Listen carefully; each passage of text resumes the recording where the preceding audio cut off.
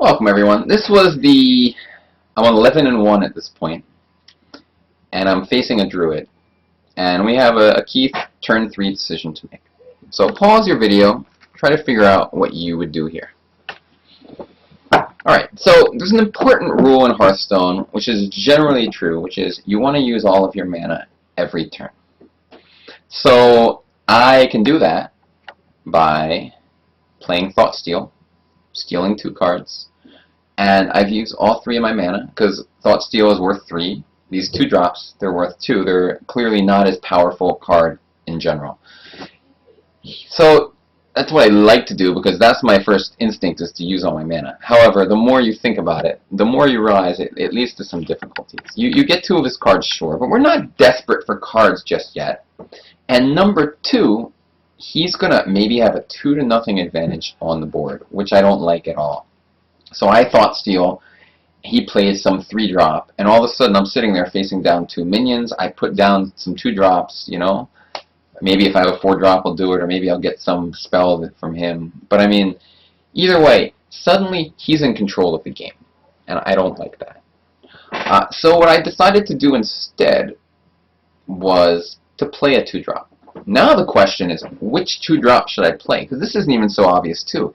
His acidic Swamp Ooze only has 1 health. So a Museum Curator does deal with it just fine.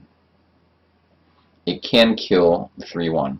There are still some downsides though. The downsides are that he will kill my Museum. He'll get like a, what's it called? Shadowed Sun Cleric, be able to kill my 1-2 for free. It may be basically that he'll be able to buff his 3-1 in some way that can kill me. He has the spell that does +2/+2, for example, like Mark of the Wild, or whatever it's called. So I played a more conservative route. I decided to make sure I had enough power out there to kill it. I threw out the huge toad. My reasoning was, well, we're probably going to trade now. Most cases we're definitely going to trade unless he does 2 damage, which is tough. But it can happen sometimes. And in that case, on turn 4, I have a ready-made play. I have 2 2-drops. I play 1 Museum Curator, I pick a good Death Rattle card, and then I recombobulate the 1-2 into something better. So let's see how it went. Just what I'm thinking here is a little strange. This was the last game in the series. So just take a quick look. I eventually played the huge toad. If I'm not mistaken, he killed it, and then what did he do? He coined. He actually has a coin left, which I should have mentioned. That is somewhat relevant. My bad. He played the Tall Strider, and now, I mean, we didn't have too much choice. Well, clearly we don't want to play a Holy Champion because it dies for free to a 5/4. So we did what I said. We played the Museum Curator. We played the Recombobulator. The following turn we used a Matter Bomber.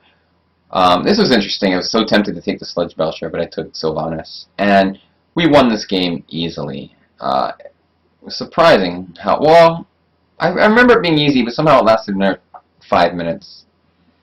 But if you can see, look at the Sylvanas crushing everyone. Because if they kill Sylvanas, oh, I played an interesting play here, actually.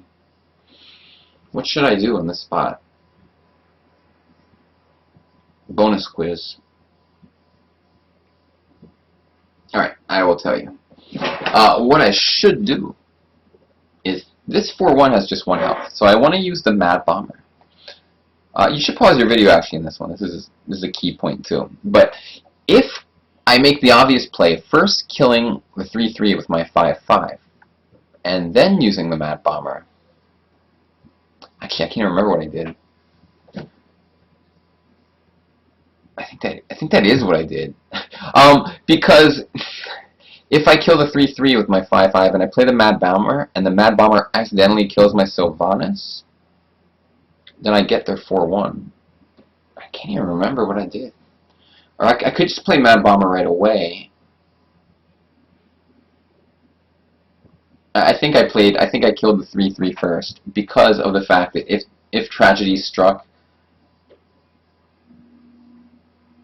Well, I don't even remember what I did. How would I think about what I should actually do? and then we'll see what I did. let's see. So if I play the Mad Bomber right away, I'm going to kill the 4-1 a decent amount of the time. If I kill the 3-3, the chance that I kill the 4-1 goes up. And in the worst case scenario where I kill my 5-5 and don't kill his 4-1, I at least get to keep his 4-1. I think that's what I did, because I felt like if I play the Mad Bomber now, a little too often for me, I'm going to end up not hitting the 4-1, whereas if I kill the 3-3 first, the chances go up enough where I thought it was worth it. And the fact that if I kill my Sylvanas, I get to take his 4-1, I think it swung it in that direction for me. Let's see, though. Sometimes I can't remember what I did an hour ago. What you gonna do, Greg? What you gonna do? Oh, I'm pretty sure I killed it first. But, you know, these decisions should always be thought about. Like, a lot of people will just quickly do something and not without thinking it through. I mean, if you think it through and you're wrong, it's better to think than to just make some quick decision. So that's what I did, and I think I killed the 4-1. Oh, baby, on the last shot. What a beautiful thing. What did I do here? I probably just used the,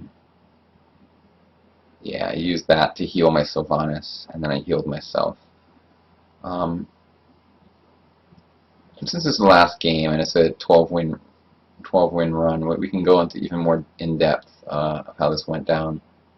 So this is an interesting spot. Again, you know, the technique here I think was pretty good.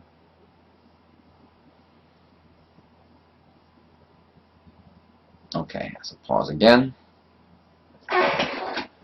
How should I play? There's a very tempting play.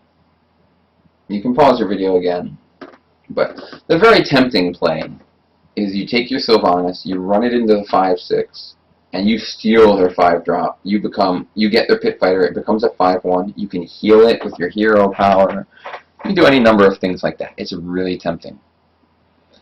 But I felt like my Sylvanas is really powerful for a lot of reasons. Number one, what's the main thing that Druids do on turn 8 that can be really annoying? Iron Bark Protector.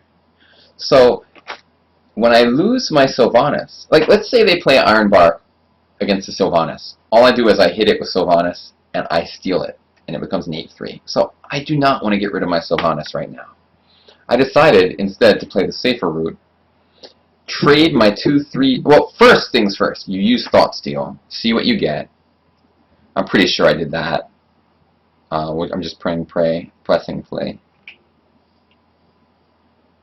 So there we go, I got 2 cards, none of them are so valuable, although Pit Fighter is nice. And then what I do is I trade my 2 3-drops into the 5-6, and I play a Pit Fighter. I'm sitting there with a 5-5 and a 5-6. He can't play an Iron Bark Protector. He's just totally screwed. But I think it's a much superior play than trading in my Sylvanas. I mean, I'd still be a huge favorite to win, even if I traded my Sylvanas in. But this plays much better. It basically freezes him. He's kind of like doesn't have a reasonable play. You can see what he did. I mean, he did this, and I think I just, you know, I played ultra conservatively here. I am actually not sure if this is correct, but because I could have just rushed him, but I just played a bunch of crap and then ended my turn, figuring the guy is like just going to be totally screwed. And if he kills my Sylvanas, I get whatever spawns out of the Piloted Sky Golem. I don't know what I was doing here, pointing to these guys over and over. I was figuring out who to heal. I think I healed my hero. I don't know. I feel like there's no point in healing these guys anymore. Who knows if it was right or not. But, as you can see, I'm crushing.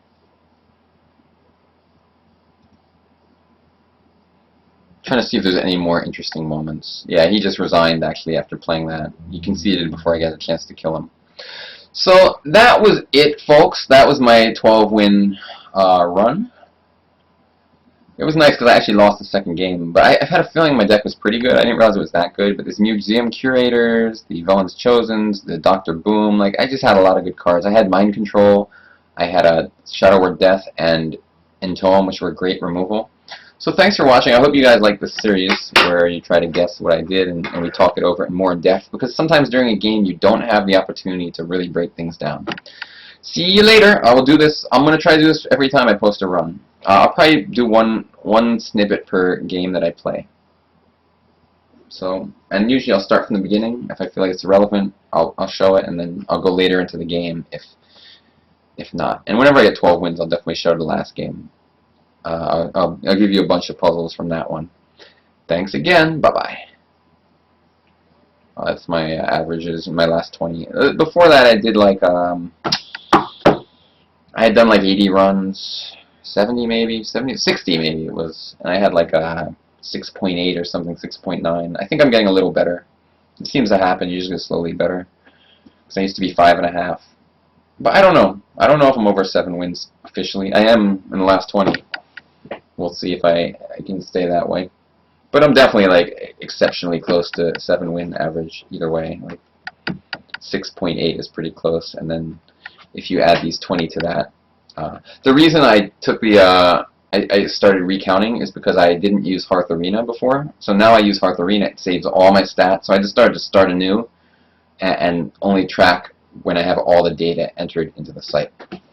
All right, bye bye for real.